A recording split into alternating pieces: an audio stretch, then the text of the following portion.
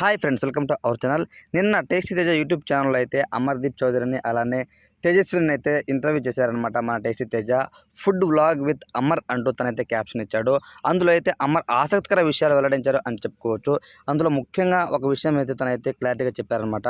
నేను హౌస్లో ఉన్నప్పుడు మా అమ్మగారు జేఎన్టీయు అనంతపూర్ యూనివర్సిటీ బయట పాంప్లెట్ పంచారంట లాస్ట్ వీక్లో. అది నాకు చాలా ఏడుపు వచ్చింది. హౌస్లో నేను గెలవాలని నా తల్లి నా తండ్రి ఎంతగానో కష్టపడ్డారు అంటూ అమర్దీప్ చౌదరి చాలా అయితే ఎమోషనల్ అయ్యాడనమాట ఆ ఫుడ్ బ్లాగ్లో.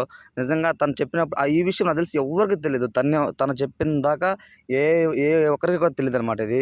ఈవెన్ తన ఇంటర్వ్యూ ఎవరైతే మనం చేస్తున్నారో టేస్ట్ తేజ కూడా చాలా అయితే షాక్ అవుతారు. నిజంగా అమర్, నిజమా మీ అమ్మ మీ నాన్న జేఎన్టీయు యూనివర్సిటీ బయట పాంప్లెట్స్ పంచారా అంటూ తను కూడా షాక్ అవుతారనమాట.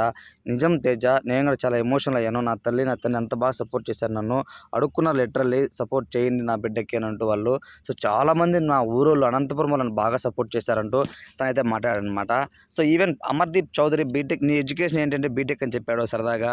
సో చాలా ఫన్నీగా అయితే ఉంది ఫ్రెండ్స్ ఎపిసోడ్. నేను ఫుల్ ఎపిసోడ్ చూశాను, మీరు కూడా తప్పకుండా చూడండి. ఇంకొక విషయం ఏంటంటే తను నువ్వు ఎవరి గురించైనా మాట్లాడాలనుకుంటున్నావా కొంచెం అంటే, నేను ఎవరి గురించి మాట్లాడదలుచుకోలేదు, చెడుగా తెలుసుకోలేదు, అదే మంచిగా మాట్లాడదలుచుకోలేదు.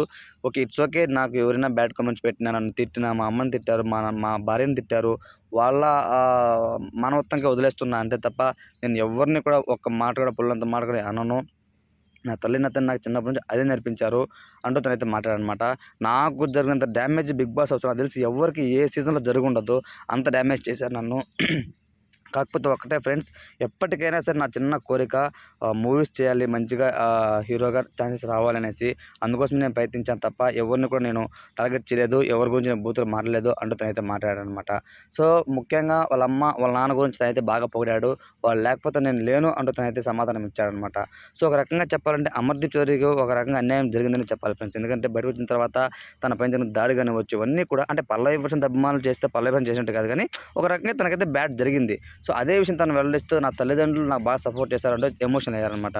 సో ఈ వీడియోపై మీ ఒపీనియన్ ఏంటి అన్నది కామెంట్ రూపంలో తెలియచేయండి. Thanks for watching.